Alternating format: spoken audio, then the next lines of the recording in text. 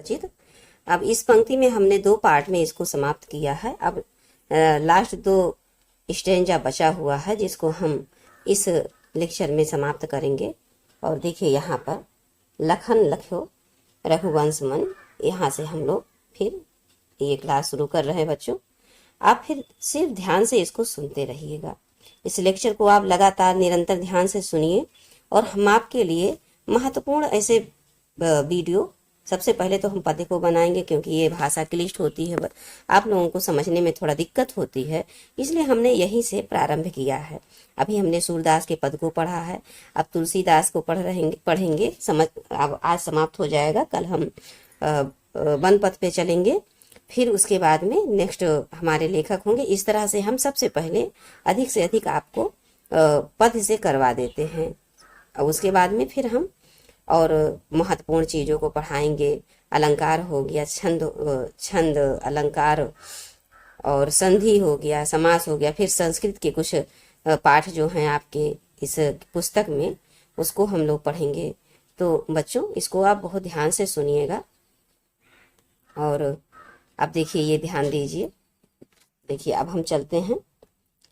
लखन लख्यो रघुवंश मणि, ताक्यो हर को दंड, पुलक गात बोले वचन, चरण चापी ब्रह्मांड। अब यहाँ पर देखिए बच्चों लक्ष्मण जी के बारे में, यहाँ पर लक्ष्मण की महानता को दिखाया गया है, दर्शाया गया है। तुलसीदास जी ने कहा है कि इधर लक्ष्मण जी जब उधर श्री राम जी धनुष की ओर बढ़ने लगे, समीप जाने लगे धनुष को तोड़ने के लिए, तब देखिए यहाँ से आगे इधर लक्ष्मण जी क्या कहते हैं। लक्ष्मण जी ने देखा कि रघुकुल मणि श्री रामचंद्र जी ने शिव जी के धनुष की ओर ताका है, देखा है अर्थात, तो वह शरीर से पुलकित हो गए, अर्थात प्रसन्न हो गए और ब्रह्मांड को अपने चरणों से दबाकर कुछ वचन बोले। अब देखिए क्या वचन बोले हैं बच्चों। दिस कुंजर हूँ कमठ अहि कोला, धर हूँ धरनि धरि धीर न डोला, राम चहाई शंकर धन तोरा, हो सजग सुन आयुष मोरा। आगे अब लक्ष्मण जी कहते हैं बच्चों कि हे दिग्गजों, हे कच्छप, हे शेष, हे वराह, धीरज धर कर पृथ्वी को थामे रहो, जिससे ये पृथ्वी हिलने ना पावे। हमारे भैया श्री राम जी शिव जी के धनुष को तोड़ना चाहते हैं और मेरी आज्ञा सुनकर आप सब सावधान हो जाओ। फिर आगे कहते हैं कि चाप समीप राम जब आए, नर नारिन सुर सुकृत मनाए, सब कर संशयो अरु अज्ञानु, मंद महीपन कर अभिमानु। आगे जब श्री राम जी की जब धनुष के पास जाते हैं, तब देखिए यहाँ पर क्या है कि श्री रामचंद्र जी जब धनुष के समीप आए, तब उस सब स्त्री पुरुष वहां पर जो देखने वाले थे, अपने अपने देवताओं को और अपने अपने पुण्यों को याद करने लगे, मनाने लगे देवताओं को, और सबका संदेह और अज्ञान और नीच राजाओं का जो अभिमान है वो सब प्रकट होने लगा। सब अपने अपने देवताओं को मनाने लगे। जो नीच राजा थे वो अपने अभिमान पे गुरूर से देखने, क्या श्री राम जी धनुष तोड़ पाएंगे जब हम लोग नहीं तोड़ पाए। इस तरह से टकटकी लगाकर देख रहे हैं। आगे पंक्ति में समझो बच्चों। भृगुपति केरी गर्भ गरुआई, भृगुपति अर्थात परशुराम जी केरी गर्भ गरुआई, सुर मुनिवरन केरी दर कदराई, सिय कर सोच जनक पछतावा, रानिन कर दारुण दुख दावा। आगे यहाँ पर सभी के बारे में बताया गया है बच्चों। परशुराम जी के गर्भ की गुरुता, देवताओं और श्रेष्ठ मुनियों की कातरता अर्थात भय, डर उनके मन का, सीता जी के मन में जो चिंता थी, सोच थी, व्याकुल थी, जनक जी जो पछता रहे थे कि हमने नाहक ऐसा प्रण ठान लिया कि कोई भी राजा नहीं हुआ जो इस धनुष को उठा सके। चाप चढ़ाना और तोड़ना तो दूर की बात है, इसको उठा सके। इसलिए इनका पश्चाताप और रानियों के कठोर दुख रूपी दावानल सब बढ़ रहे थे अंदर ही अंदर, क्योंकि अभी श्री रामचंद्र जी ने धनुष उठाया नहीं था। फिर आगे देखिए। शंभु चाप बड़ बोहित पाई, चढ़े जाय सब संग बनाई, राम बाहुबल सिंधु अपारू, चाहत पारू नहीं को कढ़ारू।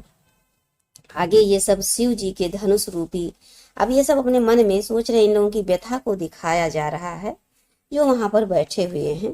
ये सब शिव जी के पुरुष, नर नारी, जनक जी, सीता माता और उनकी माता जी, इन सब के दुख को व्यक्त कर रहे हैं तुलसीदास जी। ये सब शिव जी के धनुष रूपी बड़े जहाज को पाकर, जहाज बनाकर उस पर चढ़े जा रहे थे और श्री राम जी के भुजाओं के बल रूपी अपार समुद्र के पार जाना चाहते थे, परंतु उनके पास कोई केवट नहीं था, अर्थात उस धनुष को अभी तक कोई उठाने वाला नहीं था। आगे फिर देखिए बच्चों, दोहा हम लोग समझते हैं। राम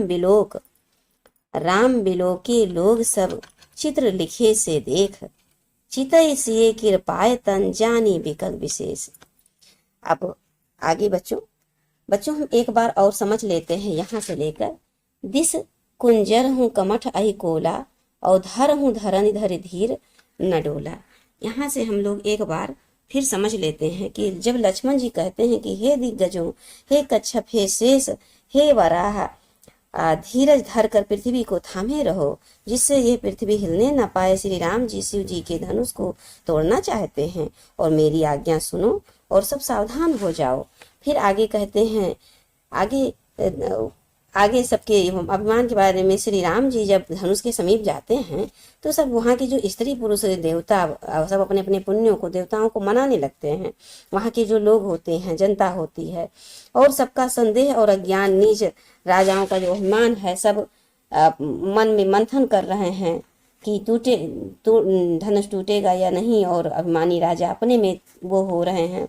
फिर आगे इधर परशुराम जी के गर्भ की गुरुता, देवता और श्रेष्ठ मुनियों की कातरता, मतलब है जो डर था मुनियों का, सीता जी के शोष चिंता जो है, और जनक जी का जो पश्चाताप है, और रानियों के जो कठोर दुख हैं, ये सब झलक रहे हैं। और इस प्रकार ये सब शिव जी के धनुष रूपी बड़े जहाज को पाकर उसको जहाज बनाकर उस पर चढ़े जा रहे थे। मन ही मन में, कल्पना में श्री राम जी को के भुजाओं का बल रूपी अपार समुद्र को पार पाना चाहते, अर्थात सब लोग चाहते थे कि श्री राम जी धनुष को तोड़ दें, परंतु अभी तक कोई केवट नहीं था, अर्थात अभी उनको ऐसा उनके सामने नहीं आया। फिर आगे ये दोहा है बच्चों। राम बिलो के लोग सब, चित्र लिखे से देख, चितई सिए कृपाय तन, जानी विकल विशेष। अब देखिए बच्चों राम जी के बारे में। यहाँ पर फिर श्री राम जी जो है ना, सब लोगों को अपनी ओर, सबकी ओर देख रहे हैं श्री राम जी, और जब देख रहे हैं तो ऐसा लग रहा है मानो कोई चित्र बना हुआ रखा हुआ, कोई इंसान वहां मूर्त रूप में नहीं बैठा, ऐसा मानो कि कोई चित्र ऐसे एक टक एकदम जड़ होके सब टकटकी लगा के एक टक से देख रहे थे, न हिल रहे थे, न डुल रहे थे, एकदम जड़ बने हुए थे। ऐसा देखकर फिर कृपा निधान श्री राम जी ने सीता जी की ओर देखा और देखा कि वो बहुत विशेष व्याकुल हैं। सीता जी कौन? सीता जी बहुत विशेष व्याकुल दिखाई दे रही हैं। फिर आगे नेक्स्ट पंक्ति में हम लोग चलते हैं बच्चों। ये आगे फिर देखी विपुल विकल वैदेही, निमिष विहात कलप समते ही, तिरसित बारी बिन जो तनु त्यागा, मुए करई का सुधा तड़ागा। फिर आगे बच्चों देखिए, यहाँ पर जब श्री राम जी माता सीता की ओर देखते हैं तो बहुत वो व्याकुल, बहुत विकल दिखाई देती हैं। उनका एक एक क्षण मानो कल्प के समान बीत रहा हो, ऐसा उनके मुख से चेहरे को देखकर प्रतीत होता था। तब श्री राम जी अपने मन में सोच रहे हैं कि यदि प्यासा आदमी पानी के बिना शरीर छोड़ दे तो उसके मर जाने पर अमृत का भरा तालाब भी क्या करेगा?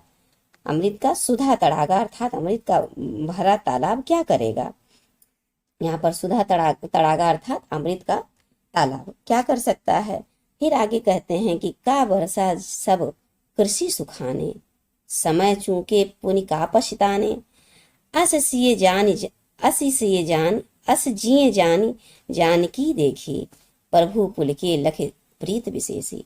आगे फिर श्री राम जी देखते हैं और अपने मन में ही सोचते हैं कि सारी खेती के सूख जाने पर वर्षा किस काम की होगी, समय बीत जाने पर पछताने से क्या लाभ होगा।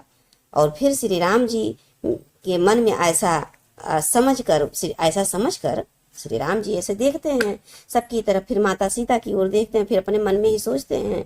फिर ऐसा सोचकर श्री राम जी ने जानकी की ओर फिर देखा, तो फिर वो विशेष प्रेम लगकर उनको देखा, तो उनको अपने प्रति, श्री राम जी को अपने प्रति विशेष प्रेम उनकी आंखों में दिखाई दिया और वो प्रसन्न हो गए। क्या हो गए? पुलकित हो गए। फिर आगे, अब वो तो समझ गए सब कुछ, अब उनको लगता है श्री राम जी को कि अब देर नहीं करना चाहिए। फिर आगे बच्चों, गुरही प्रणाम मन ही मन कीन्हा। अब श्री राम जी गुरु जी को मन में प्रणाम कर रहे हैं। अति लाघो उठाए धनु लीन्हा, क्षण में ही उठा लिए धन। दम क्यों दामनी जिम जब लयो, पुनि नभ धनु मंडल सम भयो। अब आगे बच्चों ध्यान से सुनिए इसको, इम्पोर्टेंट पंक्ति में से एक है बच्चों, गुरही प्रणाम। अब ये श्री राम जी अब सब चारों तरफ देख लिए, अब इनको लगा कि हाँ अब देर नहीं करना चाहिए, अब हमको धनुष उठा लेना चाहिए। तो ये मन ही मन में सबसे पहले अपने गुरु को प्रणाम करते हैं और फिर बड़ी ही फुर्ती से झट से धनुष को उठाते हैं।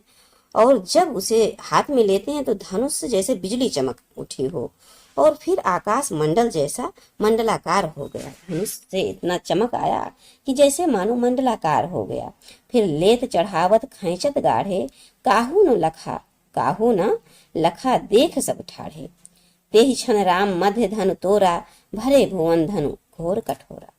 अब ये देखिए बच्चों, अब जैसे ही राम जी झटपट ये धनुष को हाथ में लेते हैं, चढ़ाते हैं, जोर से खींचते हैं हुए, किसी ने ऐसा देखा नहीं, किसी को लखा नहीं, क्योंकि सब जड़ बुद्धि की तरह एकदम देख रहे थे, मानो चित्र में हो, उनको कुछ ध्यान ही नहीं था, इसलिए कोई ध्यान नहीं आया। अर्थात जैसे तीनों काम कितनी फुर्ती से हुआ पता ही नहीं चला कि कब उन्होंने धनुष को उठाया, कब चाप चढ़ाया और कब खींचा, कब, मतलब इतना कुछ सब ध्यान में किसी को आया ही नहीं। और सबने सिर्फ इतना ही देखा कि श्री राम जी धनुष खींचे खड़े हुए हैं, धनुष लिए खड़े हुए हैं, सिर्फ इतना ही सब लोगों ने देखा, खड़े देखा। और उसी क्षण श्री राम जी ने खड़े हुए हैं ऐसा सब ने जब देखा, बस उसी क्षण श्री राम जी ने धनुष को बीच से ही तोड़ दिया, मध्य अर्थात बीच से ही तोड़ डाला।